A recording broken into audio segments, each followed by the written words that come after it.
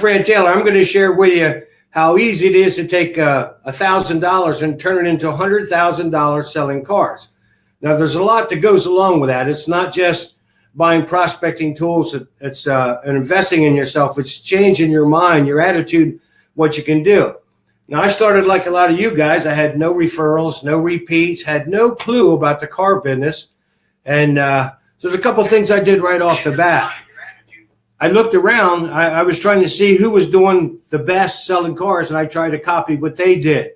The difference was, some of these guys were selling 15, 18 years. They were doing 22, 25 cars a month, but they were working like 60 hours a week. And I start to think, and I said, man, I don't want to be here 18 years working 50, 60 hours a week, because their 140,000 they were making was really like 90,000.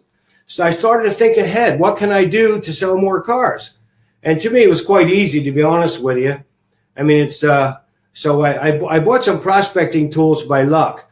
And when I say by luck is I just couldn't compete with the guys. We were the #1 Toyota dealership out of 106 dealers. So we had some pretty strong people there. And, they would push each other, but they were always doing the same amount, 22, 25 maybe. And I couldn't compete with having 10 guys standing on the lot and thinking I'm going to get a customer that day. Some days they go 2-3 days and not get a customer. I mean, everybody always had somebody there, but I didn't get my fair share. It wasn't that I was lazy, but I didn't want to stand on the lot waiting for ups. And it didn't take me long to realize you got a lower close ratio when you're taking fresh up. Your grosses are smaller, and it's not as much fun. I mean, I was sick and tired of somebody coming in and say, hey, I want retail for mine. I'll offer you $500 more for your car. And then they want to think about it. So after about a month, I went and bought little things. And, it's the little things that make you the money. Like I went and bought matches with my pictures on. Yeah, I know I look pretty wild, but this is some of the stuff that I still had from selling decades ago. But you know what? It doesn't matter. I can still do that today. And so can you guys, if that's what you want to do. So you got to do the same thing I did. It starts right here. Like, hey, I wanted to get a following fast as I could. And there's two kinds of prospecting: looking for new customers and taking care of old. And so I wanted to go after all the customers. I wanted to have new ones coming in, and I wanted to have repeats and referrals coming in. I saw something the other day. Somebody posted something. There's 100 salespeople, sold 100 cars in 100 different dealerships. And I thought it was quite interesting. And the guy said, how many people do you think remember your name 1 year later? And the highest number was 4. Man, that's terrible. To me, it was so easy. If you don't have your customers remember your name, you're in deep trouble. Trust me when I tell you. And this is so easy. Like, someone's going to remember if you got a little oddball matches that says, hey, strike a good deal with Fran Taylor, ABC Motors, and a phone number. I mean, this is like taking candy from a baby once you figure it out. But what changed my life, it'll change yours too. And it's in my book. It's on my website, frantaylor.net. One thing I did, it's on page 7 in my book, where you write down some goals. Now, I started with nothing. I didn't even have a car. The owner bought me clothes. I had no place to stay. And I was salesman of the month the very first month. And what woke me up, and wake you up if you do it, is write down 11 goals that money can buy. Success is spiritually, physically, socially, family, and financially. I'm just talking the financial part. And if you can't invest in yourself, why should anybody else? So I bought some matches, and I had a lot of fun with it, because I've actually had people come in and say, where's this guy at? And I didn't make a killing from the matches, but I had them in every tobacco shop, every gas station around. I just went out giving them out. Excuse me. Do you know how hard it is to give out 50,000 books of matches? I'll tell you what, they last a long time. And it's impossible not to sell cars. Now, that's not the secret. The secret is right here. Hey, I got to invest in myself, because I don't want to take ups all my life. And I don't want to keep chasing people when they can come in and ask for me, because there's where all the fun is. What I learned after the first year, I actually worked less hours and sold more cars. It takes the same amount of time to sell 25 cars a month or 50 cars a month as it does somebody selling 15. Now, what does that mean? It means you have all month, and you spend less time closing the deals when they come in and ask for you. So in that book I have here, the prospecting, you write down 11 goals, and one of them is a prospecting account. So every time you get paid, put a little bit of money in that prospecting account. I talked to a young guy yesterday. He's 24 years old. He's from Fayetteville, Arkansas. I said to him, hey, Ken, you're going to make 150 grand this year. And he goes, oh, no, I'm going to do more than that.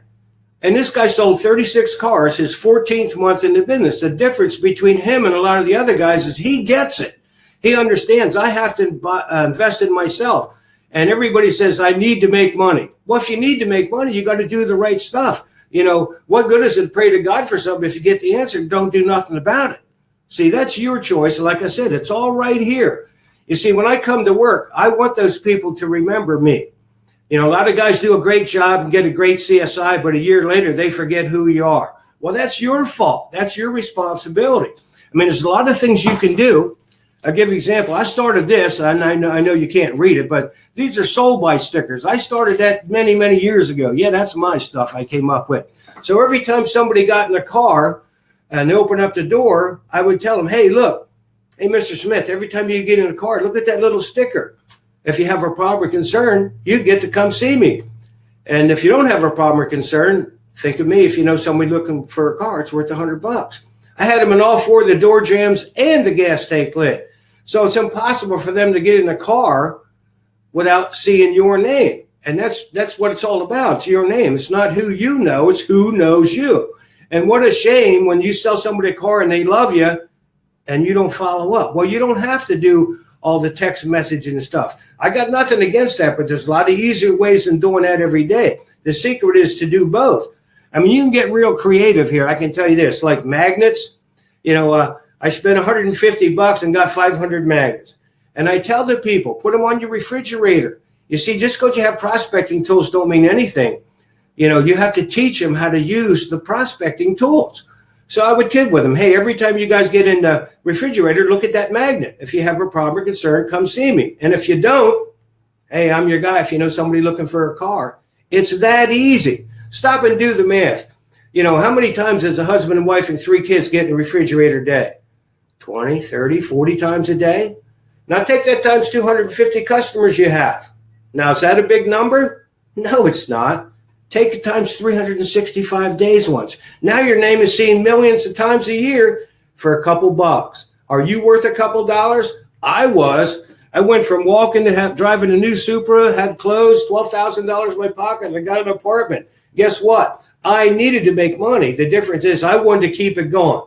And it's so simple. Once you change your attitude and mind, like, hey, I can do this. And that's the secret. Once you do it, once you realize that, you see, one prospecting tool won't make you rich, but a bunch of them make you pretty wealthy compared to everybody else. What's the luxury you get back from investing in yourself and changing your thinking? Time off, more money. I guarantee one thing. I'd rather sit in my office and call people up and wish them happy birthday all day than make a cold call or call somebody come in that's shopping 15 different places. You know, I know they shop on the internet, but when you do all that stuff and people come back, you can forget a lot of that stuff. It's pretty much what do you want and where you want to be. And then you just go work the deal. And I always went for the gross every time, too. Here's another little thing, and I'm just touching base with. There's so many things you could do. $1,000, I mean, it's impossible not to make 100 grand over time. It won't happen overnight. It won't happen in 6 months. And like me, my first year, I mean, I was still selling 30 cars a month, but I wanted it quicker. I tell you what, when you start getting over that first year, when you have prospecting tools in their hand, the people will crawl out of the woodwork for you. I mean, if you want to have fun with it, I mean, go to a Chinese restaurant and buy their fortune cookies. Open up a fortune cookie. It says, hey, save a fortune. Buy a car from Fran Taylor, 545-4726.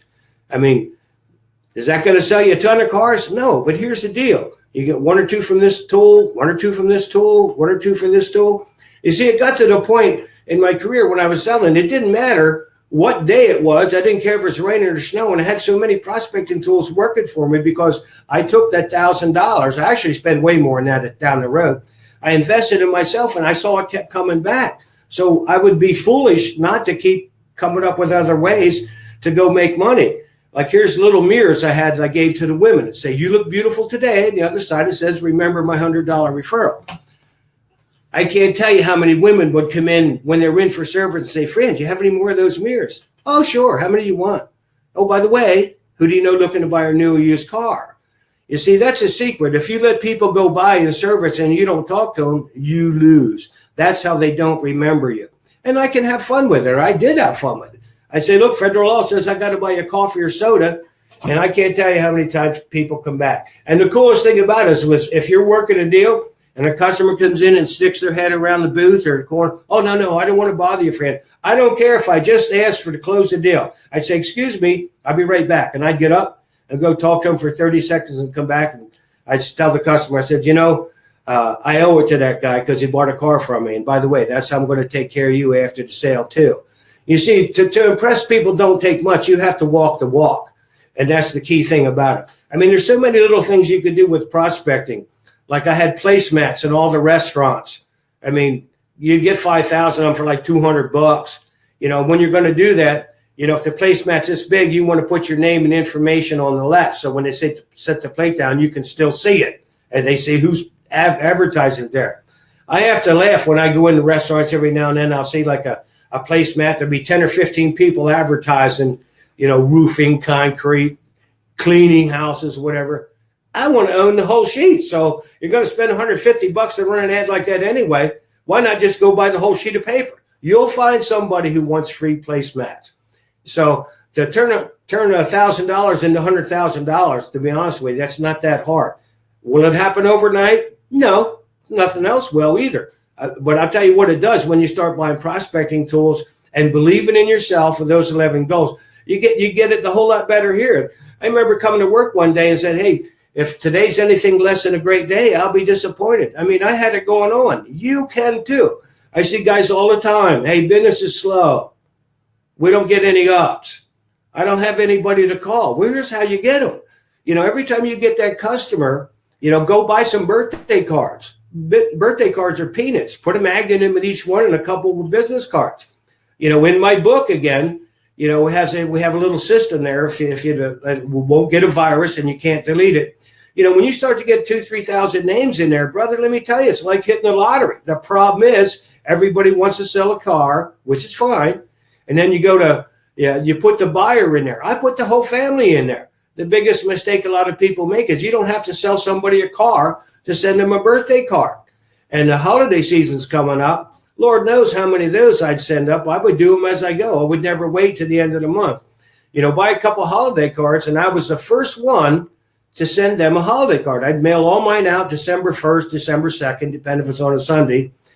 And when I sold 53 cars one month, it was in January. And what I did is I called everybody up, and I say, hi, Mr. Smith, it's Fran Taylor from ABC Motors.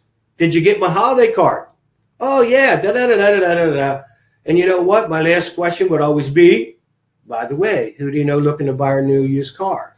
So you can spend a little, make a lot, spend nothing, make nothing. Or you can be real successful. All you do is take that $1,000 and turn it into $100,000. Thank you. You should stop broadcasting.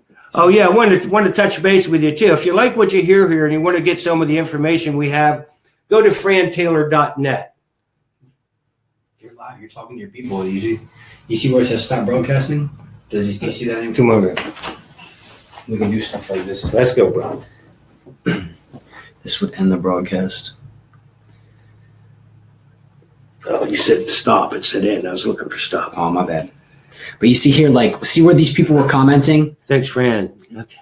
Here, let's. I was trying to look at that. Thanks, Fran. Go ahead. What else? You would be able to bring this up on the stage, or excuse me, the screen. Like if you wanted to show that to your people, you'd be like, all right, yeah, Chris here said good stuff. Terrell said it's off now, right? Yeah, it's off. Yeah, we're not on here, but you can scroll through these here. Like I went on there. Awesome stuff, Fran. Excited to do more. You'd be like, yeah. Keeps going. So-and-so said I'm the king of prospecting, blah, blah, blah. And that's it. Those are the only ones that we had. My brother, the king of prospecting. Thanks, Fran. Reading the material I got from you in ATL back at my old dealership. Good stuff. You're still live. Guess we're still live. Are we still live?